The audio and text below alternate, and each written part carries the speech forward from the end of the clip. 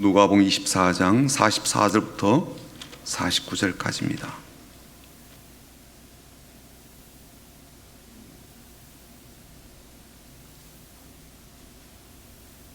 누가복음 24장이고요.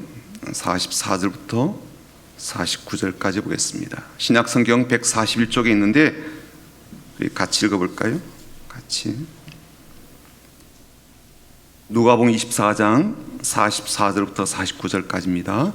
시작.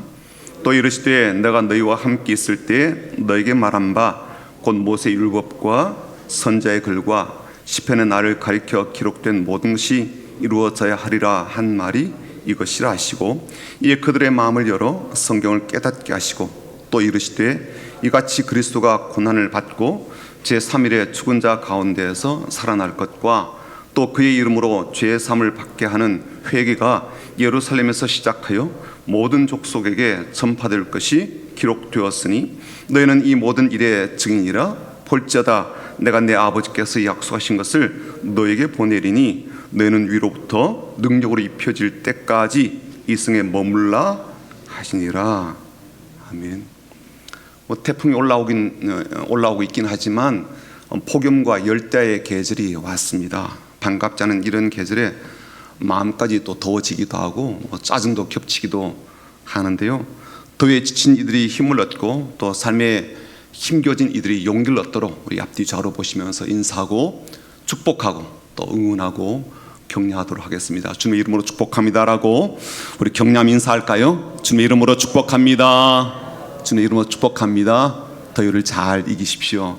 한 번 더 인사하겠습니다. 주님의 마음으로 사랑합니다. 사랑합니다. 사랑합니다. 폭염도 잘 이기시고 무더위도 잘 이기시면 좋겠습니다. 8월이 되면 더욱더 더워질 그런 날들이 많은데 잘 이기시고, 또 영상을 통해서 예배를 드리고 있는 우리 모든 성민의 가족들도 주님의 마음으로 사랑합니다. 한 주간도 잘 이기시길 바랍니다. 가족 중에 누군가가 아프게 되면 가족 전체가 비상입니다. 그리고 금방 치료가 되지 않고 회복이 되지 않으면요, 남은 가족들도 몸도 마음도 힘겨워지게 되죠. 이 말 하는 것은 환자가 나머지 가족들의 힘겨움을 알아달라 그런 목적에서 드리는 말씀은 아닙니다. 가족은 가족이라는 관계 때문에 누군가 아프게 되면 나머지 가족들도 그로 인한 힘겨움을 안게 된다는 것을 뜻하는 이야기죠. 사실 교회도 가족입니다. 예수님 피로 하나님 안에서 가족이 된 영적 공동체이죠. 그래서 교회 안에서 이와 비슷한 일들이 벌어지게 됩니다. 교인 중에 누군가 아프게 되면요, 그런 아픔으로 인하여서 교회도 힘겨움을 함께 안게 되고 느끼게 되죠. 최근에 우리 교회에서는 코로나 확진자가 폭증을 하듯 그렇게 몸이 아픈 분들이 많이 생겨나게 되었습니다. 2달 동안 꽤 많은 일들이 벌어졌는데요, 이미 오랫동안 아파왔던 만성 질환도 있지만 검진을 받고 나서 중한 병으로 밝혀지게 된 그러한 경우들이 적지 않아서 꽤 당황스러운 일들을 겪고 있습니다.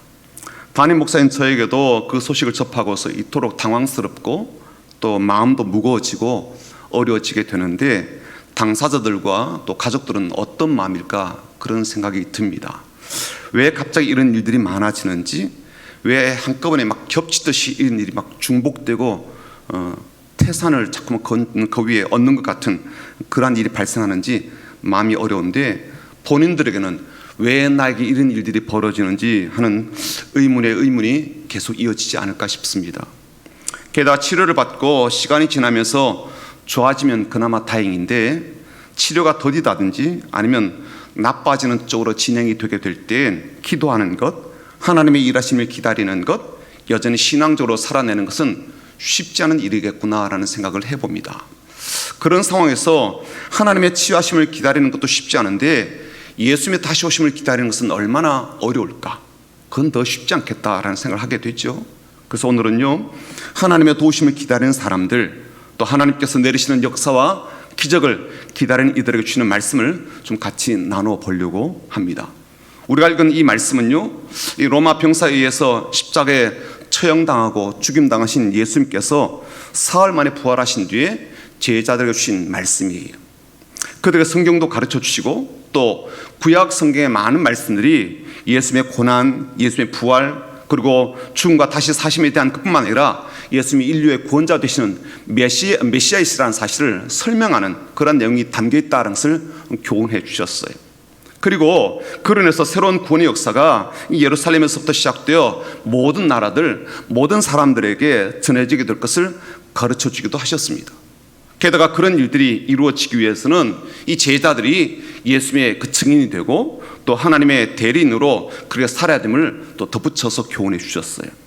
그런데 그 말씀 끝에 느닷없이 예수님은 49절에 말씀하시거든요. 뭐라고 되어 있어요? 볼지어다 내가 내 아버지께서 약속하신 것을 너에게 보내리니 너희는 위로부터 능력이 입혀질 때까지 이 성에 머물러 하시니라.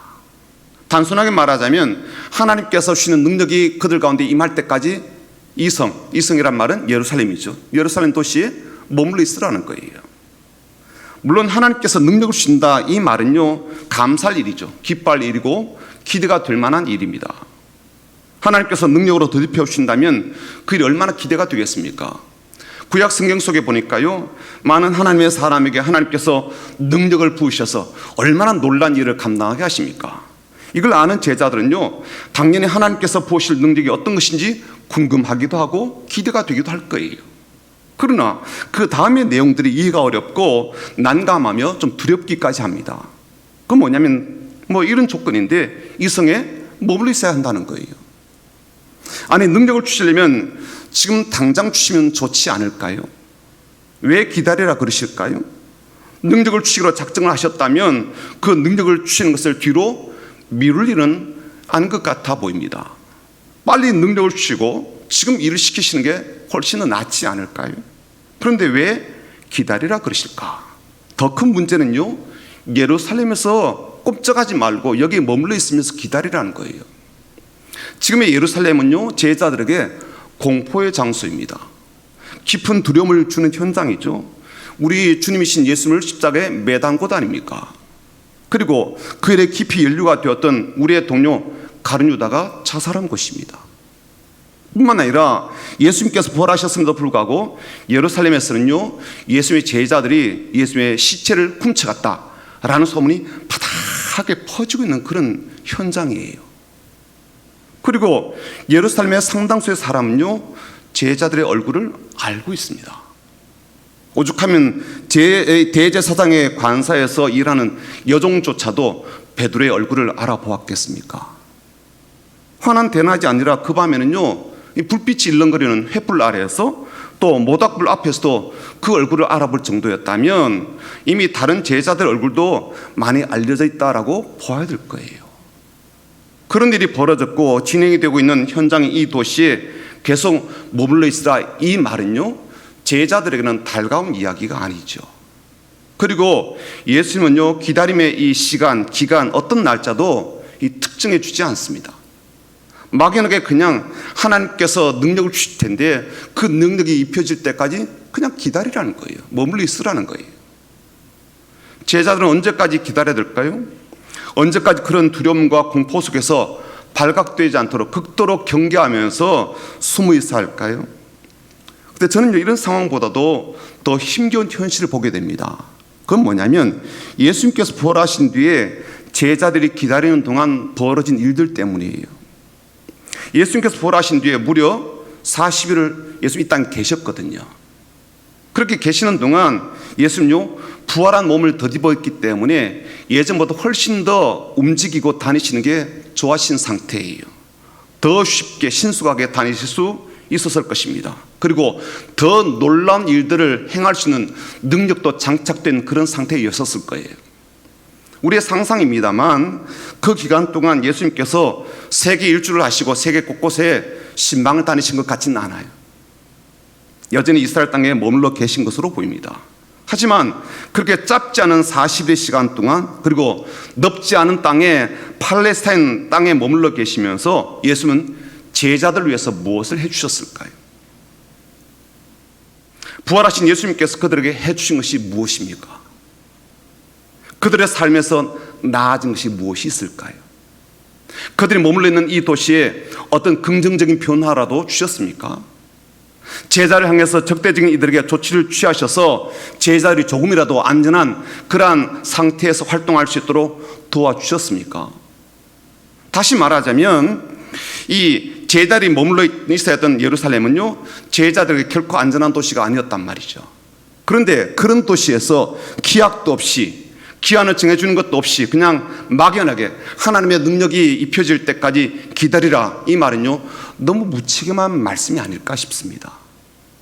그 주실 능력이 무엇인지도 모르고 언제 주실지도 모르고 그렇게 기다리고 머물러 있어야 될 장소는 여전히 제자들에게 위협적인 곳인데 그들에게 그 도시를 떠나지 말고 머물러 있으라고, 그리고 기다리라고 하신 이 말씀은 도대체 무슨 의도로 하셨을까요? 여러분, 만약 여러분이 이런 가운데 있다면 어떤 결정을 내리시겠습니까? 그래, 예수님께서 말씀하셨으니까 기다려보자, 그러시겠습니까? 아니면 살 길을 찾아서 떠나시겠습니까?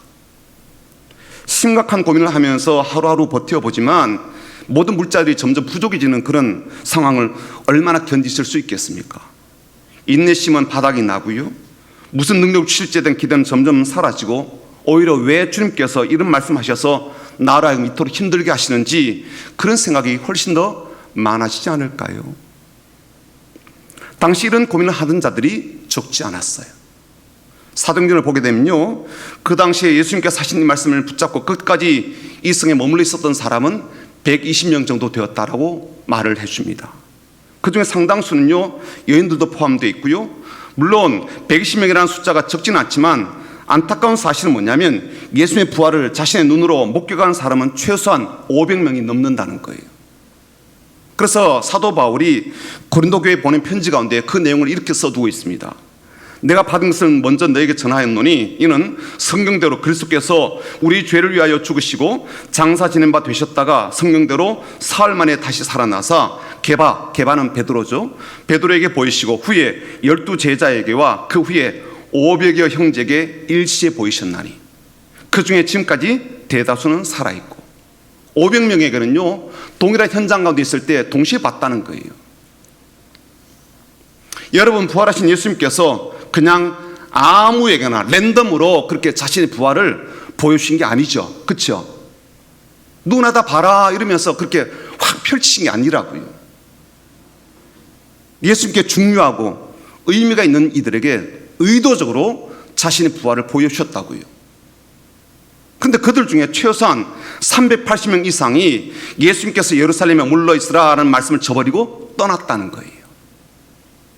물론 그들 중에 120명은 지금 남았죠, 그렇죠? 하지만 그보다 3배가 넘는 380명은 떠났다는 거예요. 너무 위험한 일이라고 생각되어서 떠났을까요?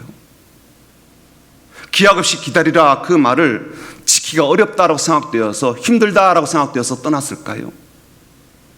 생필품이 줄어들면서 현실은 점점점 팍팍해지는데 여전히 예루살렘의 사정은 위협이 줄어들지 않고 우호적으로 바뀌지 않아서 그랬을까요? 그 불안감을 떨쳐버릴 수가 없어서 그랬을까요? 누군가 나는 더 이상 못하겠다 그러면서 떠날 때 나도 그 말에 동조가 되어서 같이 그 자리를 떠난 것일까요? 특히나 예수님께서 부활하신 뒤 40이 되었을 때는요, 예수님께서 이 땅을 떠나 하늘로 이제 올라가셨거든요. 제자를 이끌고 예루살렘 맞은편이 그 감람산이에요. 그리고 그 지역을 베다니 동네라 그렇게 부르는데 그곳으로 제자를 이끌어 가시고 그곳에서 제자리 보는 앞에서 예수님은 하늘로 올라가셨단 말이죠. 여러분, 예수의 승천을 목격한 이 사람들은요 이미 예루살렘에서 40일을 기다린 사람들이에요. 이미 40일 지난 상태이죠. 그런데 그렇게 예수님께서 승천하시는 모습을 보았다고 해도 그렇게 목격한 것이 기다리는 삶에 도움이 될 수도 있지만 저는 반대로 도움이 되지 않을 수도 있다고 생각이 됩니다. 예수는 죽음에서도 부활하시고 이젠 하늘로 올라가시니 야, 하나님 아들이 맞다, 메시아가 맞다, 구원자가 맞다 라고 더 깊은 확신에 그렇게 차는 사람도 있겠지만 반대로 다른 마음을 가질 사람도 있겠죠. 왜 우리를 남기시고 떠나실까?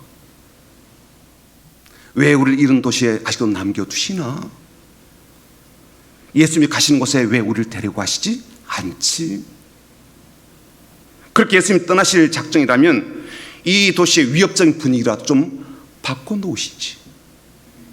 작은 변화라도 해놓고 가셔야 되지 않나? 이젠 우리만 남겨두면 어쩌라고. 여러분, 만약에 몸이 아프고 하루하루 고통 속에 있는 분들이라면 그날 예수님께서 나를 그냥 냅두고 혼자 하늘로 가시는 모습을 봤을 때 어떤 마음이 들까요? 섭섭하지 않을까요? 서운하지 않을까요? 그렇지 않아요? 아니, 나를 여기에 남겨두시라면 몸이라도 고쳐주시든지, 돈이라도 많이 주시든지, 환경이라도 바꾸시든지 그렇게 해주셔야 되는데 아무것도 하지 않고 혼자 훌렁 가셨단 말이에요. 섭섭하지 않을까요? 매우 서운하지 않을까요? 그래서 예수님께서 승천하신 그날 나도 예루살렘을 떠나 내 살 길을 찾아서 다른 곳으로도 갈 수 있겠다 싶은 거예요. 예수님 떠났으니까. 나라고 왜 여기 있어? 뭐라고 여기 있지? 40일 기다렸는데 뭐 달라진 게 뭐 있다고? 그래서 떠났을 수도 있겠다 싶은 거예요. 예수님 없는 이곳에 내가 계속 있어야 될 이유가 있을까요? 게다가 기약 없이 뭘 받을지도 모르면서 숨어서 기다리는 이 마음을 계속 품고 그렇게 있을 수가 있을까요? 그래서 많은 사람이 떠났던 거죠. 기다림을 포기했습니다. 심지어 그들이 주님의 부활하심을 목격한 사람들이었음에도 불구하고 예루살렘을 떠나고 기다림의 마음을 내려놓았죠. 그러나 반면에 예수님의 말씀, 예수님의 약속, 예수님의 명령을 여전히 붙들고 끝까지 남아있던 사람도 있었습니다. 이름을 알 수 있는 예수님의 제자도 있지만요, 몇몇 여인들도 이름을 알 수가 있지만 그 외에는 대다수는 이름을 몰라요. 무명의 제자들 120명이 마가의 다락방에 소복이 모여서 그렇게 무려 50일을 지냈습니다. 성경 그들이 그곳에서 지내는 모습을 이렇게 기록해 두고 있는데, 여자들과 예수의 어머니 마리아와 예수의 아우들과 더불어 마음을 같이하여 오로지 기도에 힘쓰더라. 모인 무리의 숫자가 약 120명이나 되더라. 이렇게 기록해 두고 있어요. 그들은 마음을 같이한 사람들이었죠. 계속 머물기로 마음을 같이한 사람들입니다.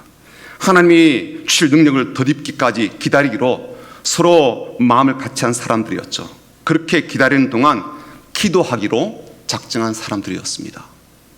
그 당시 예루살렘을 떠나고 기다림을 포기한 사람들이 훨씬 더 많았다는 사실을 한번 우리가 상기를 해보십시오. 그런데 이들은요, 그런 사람들의 움직임에 동요하지 않습니다. 계속해서 사람 떠났지만 흔들림 없는 그런 마음으로 그들은 모여있고 기도하고 있습니다. 마가의 다락방 크기가 얼마나 큰지 모르겠지만 120명의 사람이 50일 동안 먹고 자고 살아가는 그 환경은 어땠을까요? 바깥 출입이 위험하였기 때문에 그냥 숨어 있는 이 공간에서 함께 지내는 그 일이 얼마나 어렵고 얼마나 힘든 일이었을까요? 씻을 수가 있겠어요? 화장실 어떡합니까? 먹는 거는요, 어떻게 공급해요? 잠자리는요, 코 고는 사람이 있을 텐데요. 그렇게 모여있다가는 발각되기가 더 쉽기에 피하고 싶은 마음, 떠나고 싶은 마음, 그리고 좀 더 안전한 곳으로 이동하고 싶은 마음이 들 수 있는 그런 환경이지만 그들은요, 흔들리지 않아요. 그리고 끝까지 기다립니다. 오늘 이 말씀이, 그리고 이 말씀에 등장하는 사람들이, 이들이 살아내는 모습이 우리에게 주는 도전이 있지 않습니까? 그렇게 떠난 사람들 이름을 기록하지도 않았지만 남아있는 사람들 이름도요, 구체적으로 기록하지 않으셨어요. 그럼에도 불구하고 하나님은 그렇게 남아있는 자, 기다리던 자, 머물러 있던 자들을 통해서 새로운 역사를 이루시고 새로운 일을 행하십니다. 그러므로 교회는요, 외부 환경에 의해서 흔들림으로 이탈하거나 내적인 마음이 약화로 포기하는 사람들이 아니라 끝까지 기다리고 끝까지 마음을 모아서 함께하는 이들을 통해 하나님의 역사를 이 땅에 이루내는 그런 공동체예요. 교회는 그렇게 이 땅에서 생존해 왔고 지탱해 왔고 지내왔습니다. 주님은요, 모든 사람을 사랑하시지만 그러나 모든 사람을 통해서 일하시는 것은 아닙니다. 이처럼 약속을 믿고 끝까지 기다리고 남아있는 자를 통해서 하나님은 분명한 자신의 계획과 일들을 이루어 가시죠. 사랑하는 여러분 오늘 이 말씀 들으면서 나는 어느 쪽에 서 있는지 보여지십니까? 여러분의 마음은 어딜 향해 있습니까? 여러분은 머물러 있는 사람입니까? 아니면 떠나 있는 사람입니까? 여러분 기다리고 있는 사람입니까? 아니면 포기한 사람입니까? 확신을 가지고 기도하며 기다리는 사람입니까? 아니면 이탈하는 사람들로 인하여서 마음이 흔들리고 있고 자꾸만 그쪽을 바라보게 되는 그런 사람입니까? 만약 나는 하나님의 약속을 믿고 예루살렘에서 하나님의 능력이 입혀질 때까지 기다리는 마음을 가진 사람이라면 반드시 이 질문을 해야 되는데, 이 질문은 그렇습니다. 내가 머물러 있는 예루살렘은 어디인가? 이 질문을 반드시 하게 되는 거예요. 내가 머물러 있는 예루살렘은 어디인가? 나의 예루살렘은 어디인가? 라는 거죠. 어쩌면 내 가정과 내 직장이 주님께서 말씀하신 나의 예루살렘일 수 있습니다. 나의 교회와 나의 일터가 나의 예루살렘일 수 있습니다. 내가 살아온 삶의 여정과 자리가 나의 예루살렘일 수 있어요. 하나님께서 주신 사명과 그 직분이 나의 예루살렘일 수 있습니다. 아직도 구원받지 못한 채 살고 있는 나의 부모님이 나의 예루살렘일 수 있습니다. 아직도 하나님 믿지 않고 있는 나의 가족들이 나의 예루살렘일 수 있습니다. 나에게 도움이 되지 않고 유익함이 없어도 내 돌봄이 필요한 그 사람의 옆자리가 나의 예루살렘일 수도 있습니다. 또 한 가지, 이렇게 주님께서 말씀하신 나의 예루살렘에 머물리는 사람이 절대적으로 붙들어야 될 것은 하나님께서 주신 능력입니다. 나의 예루살렘에 머물러 있을 때 우리가 보게 되고 듣게 되고 그리고 받게 되는 유혹들이 있죠. 사람들이, 떠나는 사람들, 또 위협되는 사람들도 큰 어려움이 있죠. 마음을 같이 하지 않고 떠나는 사람도 유혹이 되기도 합니다. 교회가 제일 크게 유혹을 받는 것도 저는 이런 부분이라고 여겨집니다. 하나님의 능력을 구하고 그 능력을 붙들어야 되는데 우리끼리 의논하고 민주적인 방법이라면서 다수결로 결정을 내리는 것은요 매우 위험한 일일 수 있습니다. 그 당시에 다수결로 결정을 내렸다면 예루살렘에 머물러 있고 마가의 다락방에서 모여있는 그 일은 일찌감치 폐기가 되고 포기가 되었을 거예요. 380명이 하지 맙시다 라고 했을 것이니까. 120명의 3배가 넘는 사람들이 다수결로, 그것도 민주적으로 이를 포기하자고 결정을 내리게 되었다라고 한번 생각해 보십시오. 그리고 나도 그렇게 하기로 결정을 내렸다라고 한번 상상해 보십시오. 교회가 민주적인 방법을 채용하면 안 된다, 안 된다, 그런 뜻이 아니에요.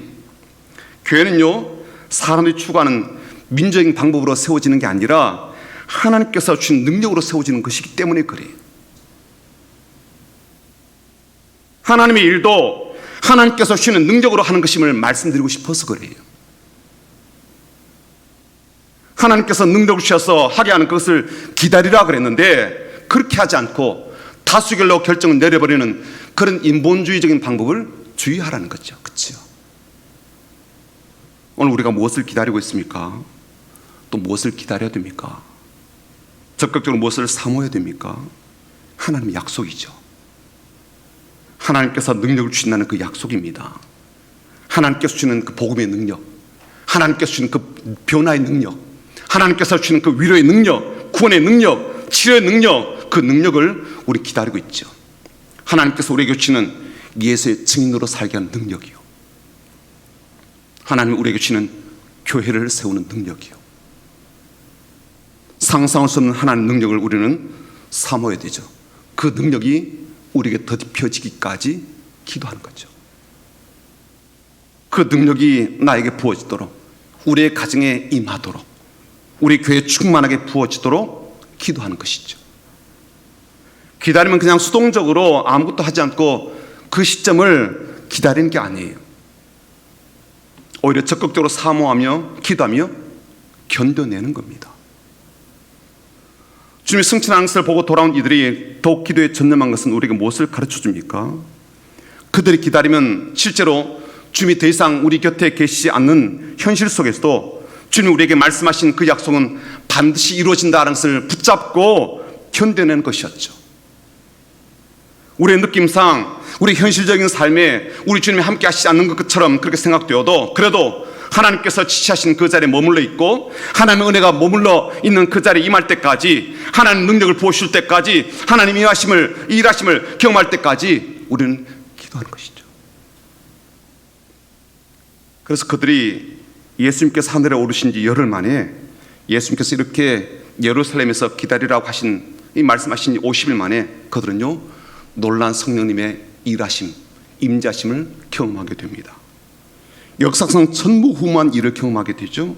성령의 불같은 능력이 그들 가운데 임하게 됩니다. 강력한 바람 같은 성령님의 임재가 그들 가운데 있었습니다. 120 모두가, 모든 사람이 한 사람도 빠짐없이 그 능력을 받게 되었죠. 그들이 성령으로 충만하게 되었을 때 각기 다른 나라 말로 주의 복음을 증가하게 되었습니다. 구원의 놀라운 역사를 전하기 시작하였습니다. 성령님의 역사가 이 땅에 어떻게 확장이 됩니까? 비로소 예루살렘 땅에, 그 척박하고 위험한 그 강팍한 자리에, 그들이 머물러 있던 그 자리에 하나님의 교회가 세워지는 역사로 시작되게 되지 않습니까? 하나님의 백성들의 공동체가 시작되었어요. 하나님의 사랑이 가득한 가족이 그 땅 가운데서, 척박하고 위협이 가득한 그 땅에서 시작되었어요. 그리고 온 세계로 복음이 전해지고 예수의 복음이, 구원의 복음이, 부활의 복음이 전해지게 되었습니다. 사랑하는 여러분, 하나님의 말씀을 듣고 하나님의 약속을 붙잡고 기다리며 기도하는 자리에 하나님은요 오늘도 상상할 수 없는 놀라운 은혜와 역사를 반드시 베풀어 주시고 내려주십니다. 기도하며 기다리는 자에게 하나님의 능력을 반드시 베풀어 주십니다. 그 자리를 떠나지 마십시오. 약속을 붙잡고 끝까지 견뎌내십시오. 마음을 다하여 기도하십시오. 우리 주님이 그냥 하신 말씀이 아니에요. 그냥 예루살렘에 머물러 있으라 그렇게 툭 던진 그런 말씀이 아니죠. 나 예루살렘을 깨닫고 그렇게 머물러 있는 것은요 결코 바보짓이 아닙니다. 이것저것 상황과 현실을 따져보고 살펴보고 나 예루살렘을 피하여서 좋은 쪽으로 발걸음을 옮기는 것은요 결코 나에게 유익한 결과를 가져다 주지 못할 거예요. 왜냐하면 하나님께서 주신 능력을 경험할 수 없기 때문에 그렇습니다. 우리는 하나님의 능력을 받아서 살아가야 될 사람입니다. 그런데 자기의 생각과 능력을 앞세워서 살아가는 그 자리에 하나님께서 주신 능력이 있겠습니까? 그러므로 하나님께서 주시는 능력을 덧입기까지, 그렇게 주신 능력으로 살아가기까지 우리는 하나님께서 말씀하신 나의 예루살렘에 머물러 있으면서 기도하고 잘 견뎌가는 하나님의 사랑, 예수의 정의들이 다 되시기를 주님의 이름으로 축복합니다. 우리는 예수의 말씀과 약속도 믿고 그 약속을 따라 주시는 하나님의 능력도 믿습니다. 그리고 그 믿음 때문에 나의 예루살렘을 떠나지 않고 하나님 주실 은혜와 능력과 하늘의 선물을 기도하며 기대하며 사모하며 살아갑니다. 그리고 그렇게 주시는 능력과 은혜와 복으로 이 폭염의 계절과 갖가지 삶의 위기들을 잘 이기며 나가는 성도들이 다 되시기를 주님의 이름으로 축원합니다. 아멘. 기도의 능력이라는 곡이 있는데요,